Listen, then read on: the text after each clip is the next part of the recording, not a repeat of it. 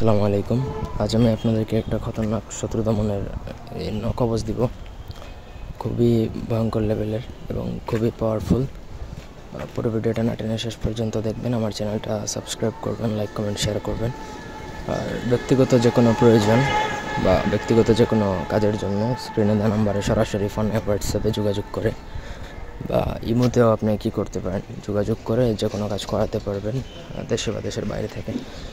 এই নকশা একটা স্পেশালিটি হচ্ছে, আপনি এই নকশাটা যত বেশি পুড়াবেন তত শত্রু দমন হতে থাকবে, শত্রু তত অসুস্থ হবে, শত্রু সব দিক দিয়ে আর কি পারমানেন্টলি আর কি ধ্বংস হয়ে যাবে, এরকম একটা অবস্থা।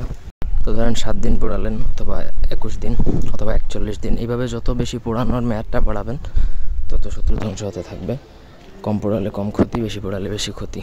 নকশাটা লিখতে হয় শনিবার দিনে স্টার্ট করে আপনি শিলা আসছে 6-7 দিন, নাহলে 21 দিন অথবা 41 দিন। এর কম পোড়াতে পারবেন না, কিন্তু 7 দিন থেকে 8 দিন যদি পুড়ে ফেলেন তাহলে আপনাকে 21 দিন পোড়াতে হবে, নাহলে আপনার নিজের ক্ষতি হবে। ওইটুকু আপনার মাথায় রাখতে হবে প্রথমত। তো এটা লেখার প্রসিডিউর হচ্ছে, আপনি ভোজপাতার মধ্যে অরিজিনাল কুমকুম অথবা গুরুচন কালি দ্বারা লেখার পরে প্রত্যেকটা নকশার নিচে আপনি অবশ্যই কিয়ের নামটা লিখে দিবেন।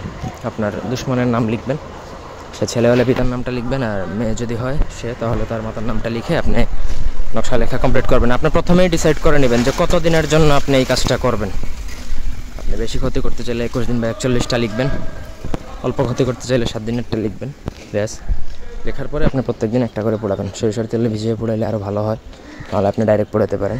তবে একটা জিনিস মাথায় রাখবেন, শিলাটা যেন আপনার কমপ্লিট থাকে, মানে কতদিন পোড়াবেন সেটা মিস করবেন না। একদিনও মিস হলে কিন্তু আপনার কাজ নাও হতে পারে এবং আপনার ক্ষতি হতে পারে।